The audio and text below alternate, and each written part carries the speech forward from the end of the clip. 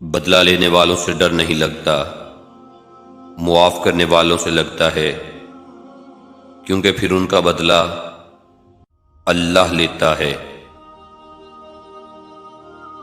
بدلہ لے لینے سے سکون تو مل جاتا ہے، مگر آپ کے اور ان کے بیچ فرق ختم ہو جاتا ہے۔ اس لیے بدلہ نہ لیا کرو، معاف کر دیا کرو۔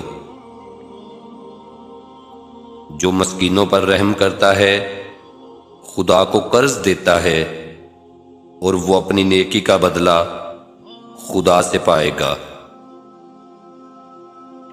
سہنے والا جب ظلم سہ کر بھی مسکرا دے تو اس انسان کا بدلہ خدا لے لیتا ہے۔ بدلہ لینے سے پہلے یہ ضرور خیال کر لیا کرو کہ تم اپنے خدا کے نزدیک کتنے قصوروار ہو۔ رسول اللہ صلی اللہ علیہ وآلہ وسلم نے فرمایا، جس نے اپنے اوپر ظلم کرنے والے کے خلاف بددعا کی اس نے اپنا بدلہ لے لیا، اور جب میں نے کچھ کھویا تو بدلے میں میرے اللہ نے مجھے بہتر سے نوازا۔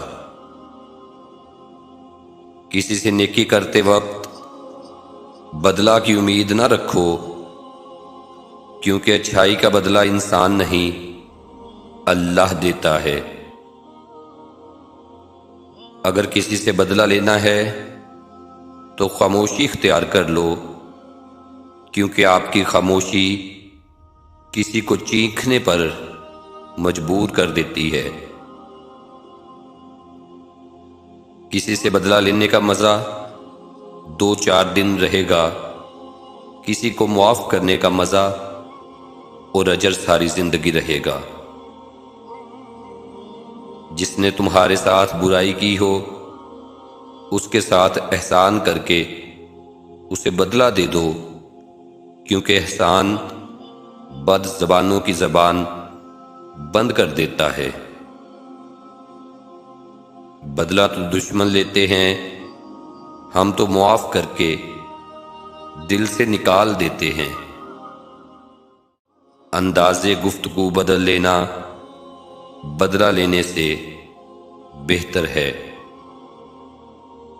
جتنا بدل سکتا تھا بدل لیا خود کو، اب جس کو شکایت ہے وہ اپنا راستہ بدل لے۔